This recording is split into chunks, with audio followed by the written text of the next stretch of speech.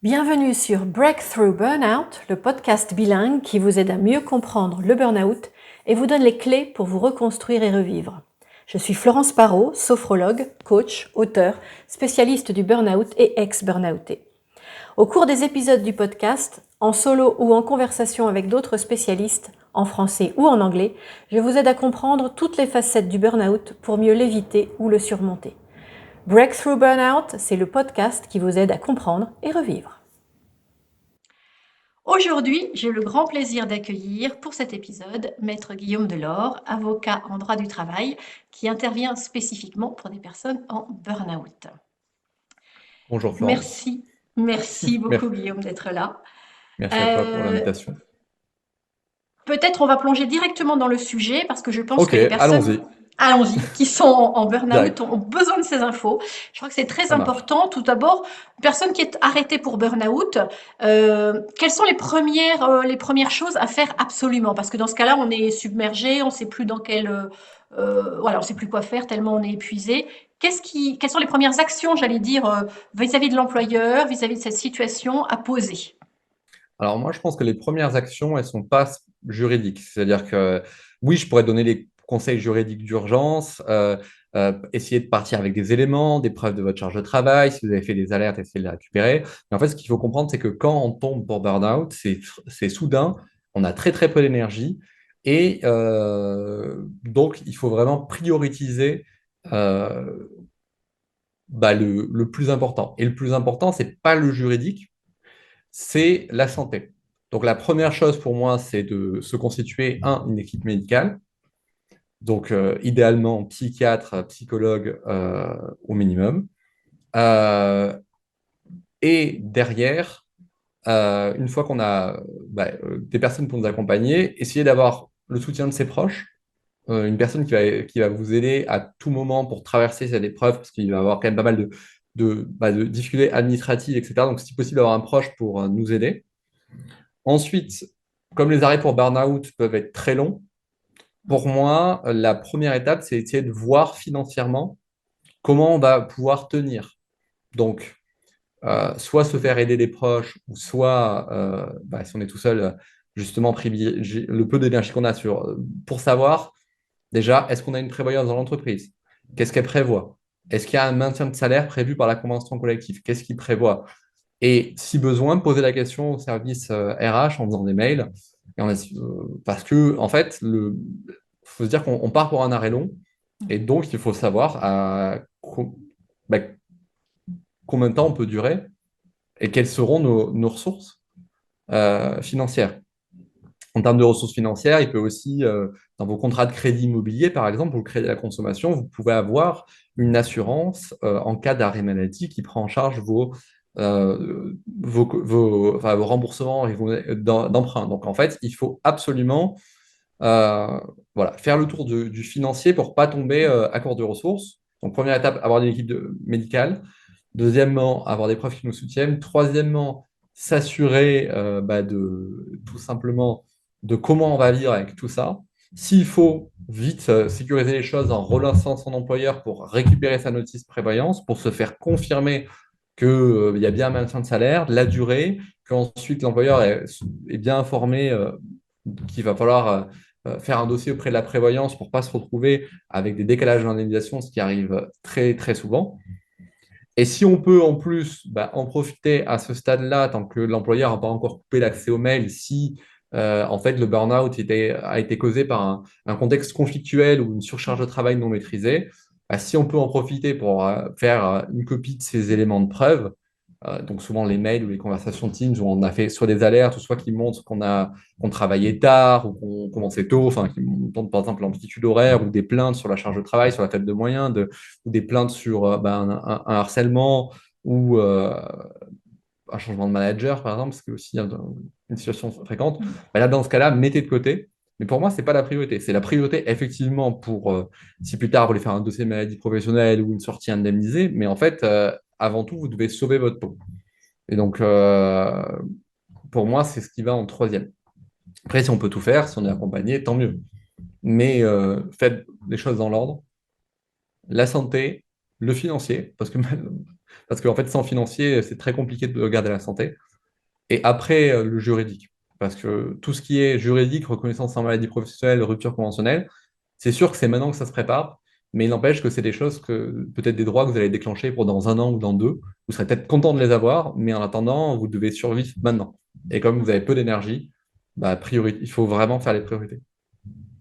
Et surtout pas faire comme j'ai vu certains qui, après avoir suivi mes interventions ou mes guides, où j'explique comment constituer un dossier juridique, bah, se disent, ah non, je vais pas m'arrêter de suite, je vais d'abord constituer un dossier encore plus solide, je vais prendre le temps. Et en fait, ils vont, oui, certes, ils auront un dossier plus solide, et ils vont s'abîmer plus. Et au final, oui, si vous avez un dossier solide, peut-être que vous aurez beaucoup de dommages à intérêts, mais si vous mettez 3 ans à vous en remettre, bah, ça vaut pas le coup. Bon, c'est mon opinion en tout cas. Et c'est mon Tout à approche. Moi, quand j'accompagne mes clients, c'est d'abord, vous sauvez votre peau, on fait les choses dans l'ordre, et après, on voit ce qu'on peut faire en termes d'indemnité. Tout à fait. Tout à fait. Oui, c'est vraiment important de le rappeler parce que effectivement, vouloir continuer à travailler à tout prix, c'est vraiment pas la solution. C'est d'abord prendre soin de soi. Euh, mais c'est vrai qu'après, voilà, par exemple, en tant que sophrologue, je reçois beaucoup de personnes en burn-out et il y a cette inquiétude, effectivement, de l'avenir. Combien de temps je vais être arrêtée? À quoi je vais avoir droit? Et donc, quand la question se pose, c'est important de savoir effectivement ce qu'il faut faire. Et le fait de ne pas hésiter à relancer son employeur, les ressources humaines, je pense que c'est vraiment un conseil important parce que des fois, il peut y avoir cette crainte justement d'aller vers ces services. Oui, mais moi, mon conseil, c'est arrêtez-vous dans un premier temps et après, Mm. regardez en termes de droit. Effectivement, peut-être que vous vous rendrez compte que vous n'allez pas pouvoir tenir un an, mais dans tous les cas, normalement, vous pouvez tenir quelques jours, quelques semaines. Donc déjà, arrêtez-vous et après, posez-vous la question. Mais c'est la première chose que je dis à mes clients de faire, c'est dès que vous voyez que l'arrêt va durer, bah, on va faire un petit mail où on va quand même dire que c'est en lien avec le travail, mais en disant, bah, voilà, mon médecin m'a prolongé, je vais pas, vu ce que j'ai subi, je vais pas pouvoir, enfin, il pense qu'un retour à l'entreprise ne sera pas avant peut-être un petit moment. Donc moi, je m'inquiète pour le financier, enfin pour comment je vais survivre.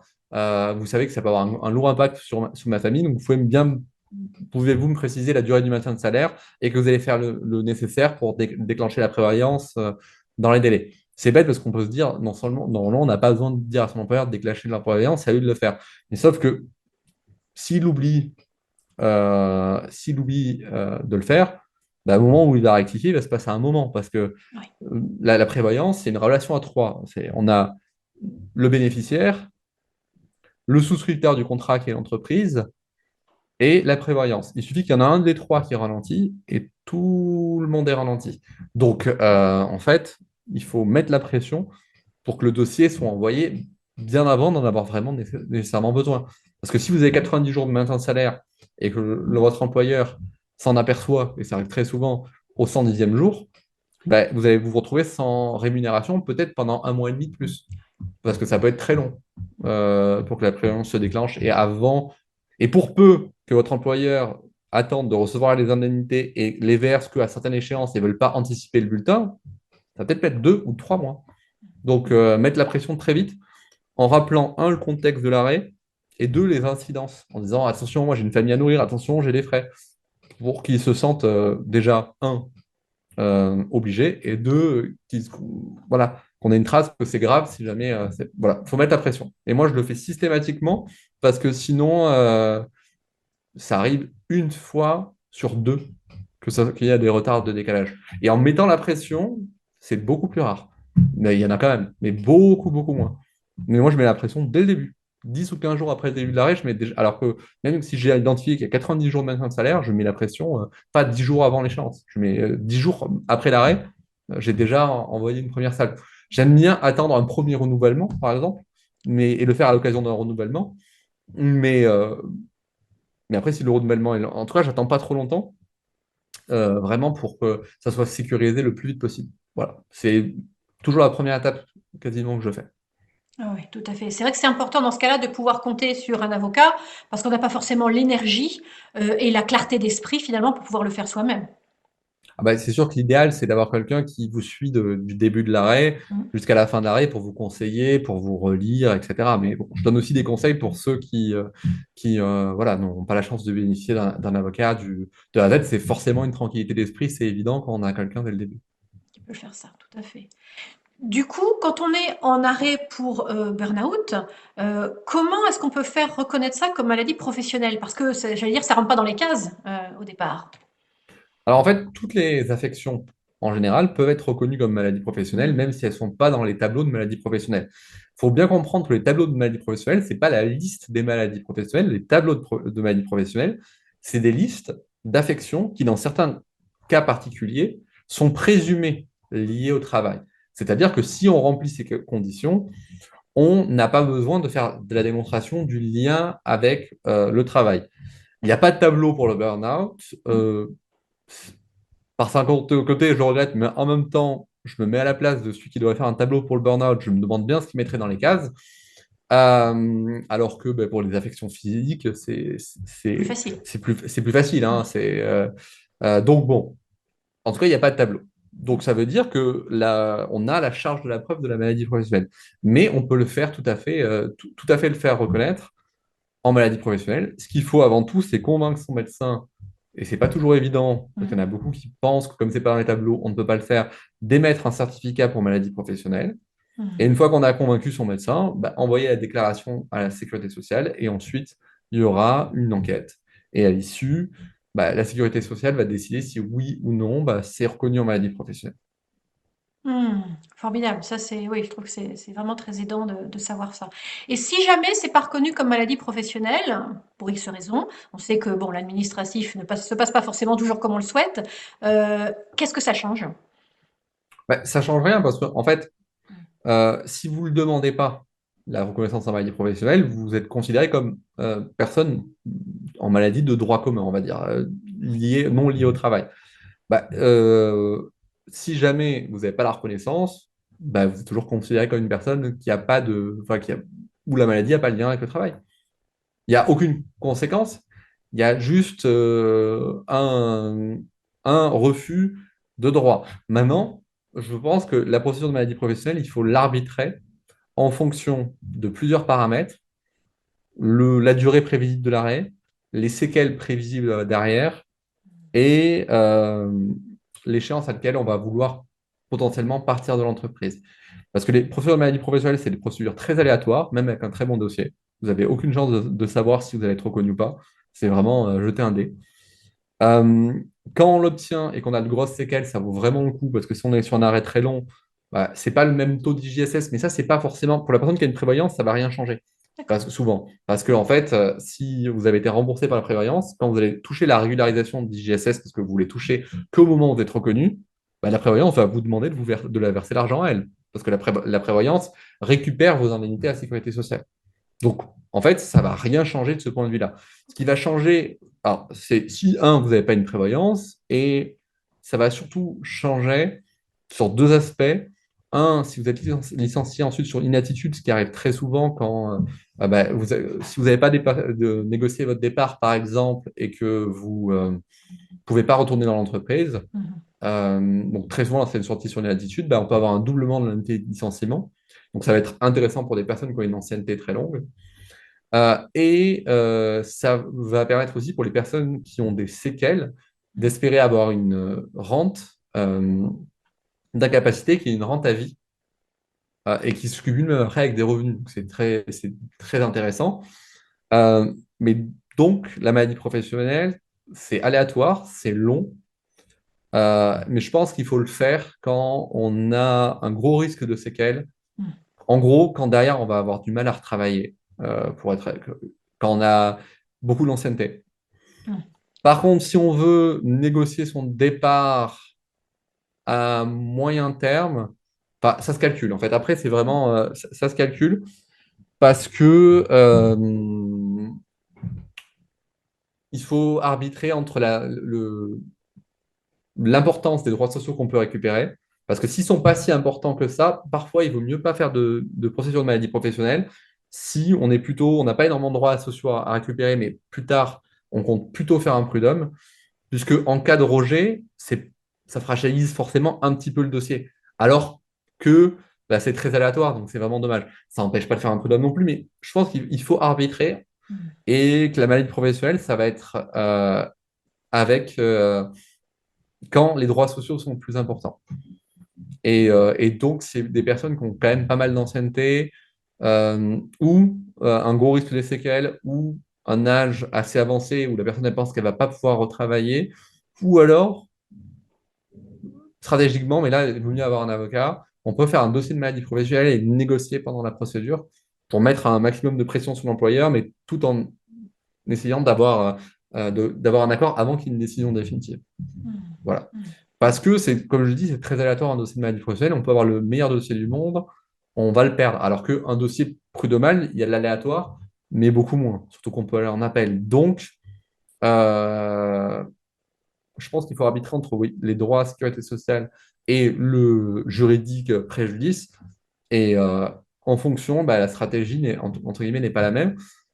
Et aussi, voilà, il faut se rendre compte qu'un dossier de maladie professionnelle, ça va prendre beaucoup d'énergie, donc il vaut mieux être aidé, accompagné, parce que ça prend vraiment pas mal d'énergie. Eh oui, eh oui, oui. Énergie qui n'est pas là, donc d'où l'importance d'être bien accompagné effectivement sur un Oui, dossier comme ça. oui. Et aussi d'avoir des proches, hein, pas qu'un Oui, avocat, hein. bien sûr. Des proches, si possible, d'avoir des proches qui peuvent vous aider à mettre en forme vos preuves, à mettre en forme Ouais. vos éléments. Des fois même Voilà. simplement rédiger un email ou quelque chose comme ça. Ouais. Ah oui, Mm. mais question maladie professionnelle, c'est beaucoup plus que rédiger un email. Oui. Oui, mais c'est vrai que C'est un déjà pour questionnaire quelqu'un de... qui est en burn-out, déjà le simple fait de écrire un email peut déjà être énorme. C'est Donc pour avoir ça quelqu'un qui que peut. Voilà. Ouais. qu'il vaut mieux être accompagné. Ouais. Mais sinon, je pense que dans la plupart des cas, ça vaut le coup de le faire quand on Mm. est dans les bonnes conditions. Sauf si on est nos médecins, enfin notre médecin par exemple considère, le psychiatre ou le psychologue considère qu'on n'est pas en état de supporter un éventuel refus. Parce que comme c'est très aléatoire, il faut être prêt à refuser, à avoir un refus. Sinon, il ne faut pas se lancer parce que le refus, il est tout à fait possible, Oui. même avec le meilleur dossier du monde. Le dossier de maladie professionnelle, il va vraiment dépendre de la personne qui va l'examiner. Mm. Donc très aléatoire. Et du coup, Extrêmement aléatoire. ouais, du coup, s'il faut, au bout d'un moment, au bout d'un certain temps, bon ben, on se rend compte que ben, la seule solution, c'est le départ de l'entreprise. Oui. Euh, Comment négocier ce départ pour que ça se passe dans les meilleures conditions possibles? Est-ce que tu as des conseils à ce niveau-là? Oui, après, ça dépend vraiment de la situation. Hmm. Déjà, il faut se dire que souvent, les personnes qui ne sont pas accompagnées par un avocat sont très attachées à l'idée d'avoir une rupture conventionnelle. Mais il faut savoir que si vous négociez pas une transaction derrière, qui se négocie souvent avec un avocat, c'est-à-dire une indemnisation en plus de la rupture conventionnelle, Hmm. en fait, la rupture conventionnelle, c'est les mêmes droits que l'inaptitude. Sauf que au niveau du montant de l'indemnité. Il y a juste une question le moment où on est déclaré inapte par la procédure de licenciement, on n'est pas payé. Mais sinon, au niveau de l'indemnité, c'est la même chose. Hmm. Sauf que l'avantage de l'inaptitude, c'est que vous n'avez pas besoin d'avoir l'accord de l'employeur. Il suffit que le médecin vous déclare inapte. Donc, il faut se dire que quand on est vraiment tout seul, déjà, ça peut des fois être moins énergivore Hmm. d'être sur inaptitude. Si Donc, et puis même si d'ailleurs on veut négocier sur son départ, moi, j'invite quand même les personnes à d'abord faire quand même des rendez-vous de liaison avec le médecin du travail pour s'assurer quelque part d'avoir son soutien. Il faut le faire subtilement, il ne faut pas lui dire, vous me déclarez inapte si je ne négocie pas mon départ, ça ne va pas du tout marcher. Mais essayer subtilement de tâter le terrain, si je reviens, comme je ne me sens pas, qu'est-ce qui va se passer? Voilà. Donc déjà, dans tous les cas, préparer ça. Hmm. Ensuite, si vous avez beaucoup d'ancienneté et pas mal de griefs et quelques éléments de preuve sur le coup, franchement, faites-vous accompagner, plutôt par un avocat. Parce que là, vous allez pouvoir négocier potentiellement une transaction des indemnités en plus. Maintenant, si vous êtes dans la situation où vous avez peu d'ancienneté, ou donc vous ne voulez pas négocier grand-chose, ou que vous ne pouvez pas vous permettre les services d'un avocat, et que vous voulez négocier votre départ, donc déjà, je vous dis, vous allez négocier beaucoup moins haut. Moi, ce que je recommande, c'est de ne pas laisser de traces écrite. Parce que si à un moment, vous voulez passer le relais à un avocat finalement, parce qu'il y a beaucoup plus d'enjeux et que c'est juste au début, vous avez voulu le faire par vous-même et ça n'a pas marché, si vous laissez une trace écrite dans laquelle vous indiquez votre volonté de départ, ben, un avocat va avoir beaucoup plus de mal à intervenir. Parce que quand un avocat intervient, il faut comprendre que ce qui motive l'entreprise à faire une transaction et des indemnités, c'est le risque d'un contentieux derrière. Et sauf que s'il y a un courrier où, sans expliquer le contexte, vous indiquez que vous voulez une rupture conventionnelle, que vous avez été arrêté pour maladie simple ou pas reconnu en maladie professionnelle, et que vous avez laissé une trace écrite et que vous avez un refus, ou qu'au final, au milieu, vous avez un refus, ou qu'on vous dit, faites-nous la demande par écrit et on va y réfléchir, sans s'être engagé à quoi que ce soit. Vous faites cet écrit qu'après vous allez voir un avocat et il va dire, ah oui, mais le problème c'est que moi, demain, je sais ce qu'ils vont plaider si on va au prud'homme. Ils vont plaider, écoutez, la rupture conventionnelle, c'est pas un droit. Le principe quand on veut partir d'une entreprise, c'est la démission. Euh, Madame, je ne sais pas comment, elle ne s'est jamais plainte. On n'a pas une plainte. Elle demande une rupture conventionnelle parce qu'elle veut partir, hein. On refuse. Et là, on parle de harcèlement moral. Voilà. Et ça, c'est plaidé tous les jours, hein. Donc, bien, voilà. Donc, moi, ce que je recommande, c'est plutôt un petit mail dans ce cas-là, sans dire trop le contexte, en disant que on est terrifié à l'idée de reprendre le travail, on ne sait pas ce qu'on va devenir, et donc on aimerait bien faire un petit rendez-vous de liaison avec le RH, par exemple. Voilà. Et pas en rendez-vous, se dire les choses à l'oral en disant, ben voilà, je ne sens pas de revenir, qu'est-ce que vous pouvez proposer? Voilà. Et si c'est pas possible, ou si c'est trop compliqué, et qu'on s'est assuré le soutien du médecin du travail, ben on met fin à son arrêt et on fait une visite de reprise, ou alors on passe le relais à un avocat. Mais au moins, on sait pas. Voilà, Mm. on tâte le terrain avant de laisser les traces. Ouais, on s'est Voilà, pas ça c'est grillé, mon. quoi. Mm. Exactement. Alors, donc, si on fait soi-même, hein, et qu'on négocie bah, à l'oral et qu'on fait un petit mail pour demander tout simplement à avoir un entretien de liaison sans plus de précision, ce qu'il faut faire attention, c'est être subtil parce que souvent, j'ai eu des personnes qui ont voulu faire les choses par elles-mêmes. Et donc, il y a deux écueils. L'écueil de demander une rupture consensuelle sans expliquer. Et l'après, bah, quand elles passent le relais, alors qu'en fait, elles avaient 15 ans d'expérience, qu'elles étaient top manager et qu'il y avait un dossier comme ça, bah, déjà, on prend quand même deux balles on part avec deux balles dans les jambes. Mais il y a aussi l'écueil de bah, la personne qui a suivi par exemple, mes e-books et qui a vu que en fait on lui a demandé un écrit et donc bah moi quand on force à faire un écrit je dis bah, essayez subtilement qu'on voit qu'il y a un litige mais il faut pas faire ça comme des bourrins parce que en fait ce qu'il faut comprendre c'est qu'il y a un bon dosage à faire parce qu'il faut toujours penser que quand on négocie l'autre partie a des intérêts très différents et l'intérêt de l'employeur, c'est de sécuriser sa rupture, c'est-à-dire que derrière, il ne se chope pas un prud'homme. Sinon, il ne négocie pas à l'amiable. Et quand il n'y a pas d'avocat, c'est très rare qu'il va signer une transaction parce que c'est vraiment pas sécurisé de le signer avec des particuliers. Donc, il y aura juste la rupture conventionnelle. Et une rupture conventionnelle qui est dans un contexte de souffrance au travail et de harcèlement moral n'est pas valable. Et donc, on peut prendre la rupture et quand même aller au prud'homme et quand même demander des dommages à intérêts. Donc, l'employeur, il va toujours arbitrer entre bah, le fait d'avoir la rupture et euh, est-ce qu'il a un risque contentieux derrière. Et donc, quand on matérialise par écrit qu'il y a un contexte de souffrance, on se protège soi-même pour pouvoir faire un potentiel contentieux s'il faut, mais en même temps, on enlève de la protection à l'employeur. Et donc, il faut bien doser de quand on le fait, pourquoi on le fait, est-ce qu'on a des raisons de ne pas être en confiance ou pas, et avec quel dosage parce que on peut le faire un peu subtilement et oh, c'est un peu maladroit, c'est pas grave, on est un particulier, ou on peut le faire comme un bourrin. Et là, bah, j'ai eu des personnes qui sont revenues me voir, ils auraient eu la rupture conventionnelle si ils n'avaient pas fait les bourrins. Et en fait, l'employeur a eu peur. Et donc, il dit, OK, je négocie pas. Et quand il a vu qu'un avocat est revenu, il a fait, bon, maintenant, je peux le faire de façon sécurisée. Donc, si vous négociez sans avocat, en fait, il faut faire la balance entre défendre ses intérêts et, euh, et voilà. Et il n'y a pas de règle. Parce que moi, je dis toujours, il faut éviter, mais en fait, il n'y a pas de règle. Si vous êtes en pure confiance et que la rupture conventionnelle ne coûte pas très cher à l'entreprise et qu'il n'y a pas de raison que derrière, ils reviennent sur leur décision, si vous demandez un écrit, bah, potentiellement, vous pouvez le faire en fait.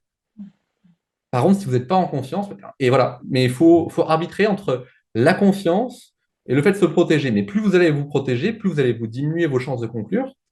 Mais par contre, moins vous allez vous protéger, plus vous augmentez le chance de conclure, mais plus vous augmentez aussi le chance de se faire avoir, entre guillemets. Et donc, c'est un dosage. Et donc, c'est pour ça que si par contre, on ne veut pas être accompagné, par exemple, financièrement par un avocat, ça peut être aussi intéressant de faire juste une consultation pour avoir un avis déjà si ça vaut le coup, un Ouais. peu de points de stratégie. Voilà, ça aura un coût, mais c'est beaucoup moins important qu'un accompagnement complet à une rupture. Si on a besoin voilà, d'avoir quelqu'un pour prendre de la hauteur. Mais en tout cas, voilà, il faut faire les choses en douceur et des fois juste prendre la température et voir. Voilà, donc, et c'est ça, voilà, des fois, l'écueil. C'est que comment je donne des conseils sur les réseaux sociaux, bah, j'ai des gens qui les suivent, mais parfois, en fait, suivre des conseils, on peut le faire mal, en fait. Mm. Donc, c'est une question de dose, quoi. Et on ne négocie pas pareil quand on est un particulier que quand on est un avocat. Parce que quand on est un avocat, je peux négocier un peu de manière un peu plus bourrine, entre guillemets, Mm. parce que de toute façon, une entreprise qui négocie avec un avocat, elle va toujours signer une transaction. Sinon, parce qu'il y a déjà un contentieux. Donc, autant faire monter le risque contentieux. C'est Oui, ma plus-value. Vous effectivement. avez pas vous avez la possibilité de faire une transaction. Le problème, c'est qu'elle va pas pouvoir être négociée de manière confidentielle. Alors que quand c'est négocié entre un avocat, il y a le secret professionnel, voilà, ça sort pas. Donc, il y a très peu d'entreprises qui négocient des transactions avec des salariés non accompagnés. Donc, vous n'avez pas cette possibilité, donc vous ne pouvez pas négocier pareil. Voilà. Mm. C'est les deux écueils. L'écueil de la personne qui prend le modèle qu'elle trouve sur Internet, en vertu de l'article de machin Code du travail, j'ai l'honneur de solliciter une rupture conventionnelle, qui a payé le modèle 15 balles, et c'est le pire modèle du monde parce qu'en fait, ça va rien Ouais. sécuriser du tout, au contraire, alors qu'en fait, un mail aurait suffi. À la rigueur, ça aurait été mieux un mail de je veux une rupture conventionnelle. Mais l'écueil de la personne qui va faire je veux une rupture conventionnelle, je rappelle que ça cause une grande souffrance et du harcèlement de machin, et puis le RH qui va répondre timidement. Non, non, mais c'est bien dans un contexte, enfin, vous voyez, et qui va vraiment voilà, doser. Voilà, juste le conseil du jour. Ok, ok, ok. Merci beaucoup pour tous ces conseils, Guillaume. Je Bah, de pense que ça rien. va vraiment Merci. pouvoir voilà, poser les choses pour beaucoup de personnes. Justement, donc, je crois que tu as un guide qu'on peut Oui, trouver. oui, j'ai rédigé un guide, donc si tu veux bien, je mettrai le lien, Tout enfin à je te fait. donnerai le lien, et sinon vous pouvez le retrouver, de toute façon, les guides que j'ai rédigés, vous pouvez le retrouver soit sur mon profil sur les réseaux sociaux, donc sur LinkedIn, Guillaume Delors, dans ma bio, vous avez tous les liens, et même pour me contacter. Et si vous voulez me contacter, sinon sur mon site internet, instant-avocat au singulier.fr. Mais je pense que le mieux, c'est soit le lien pour les e-books, comme ça vous êtes sûr de m'avoir, ou soit le profil le profil sur LinkedIn, c'est ce que voilà, vous avez forcément les dernières informations sur mon profil, donc c'est parfait. Formidable. On mettra tout ça dans les notes de Bah, merci l'épisode. beaucoup. Merci beaucoup, Guillaume, pour tout ça. Merci de m'avoir reçu. Et donc, Au pour nos revoir. auditeurs, si vous voulez en savoir plus sur le burn-out et les solutions pour en sortir, vous pouvez me retrouver sur le site labullerepos.com. Et je vous donne rendez-vous très bientôt pour un nouvel épisode de Breakthrough Burnout, le podcast qui vous aide à comprendre et revivre.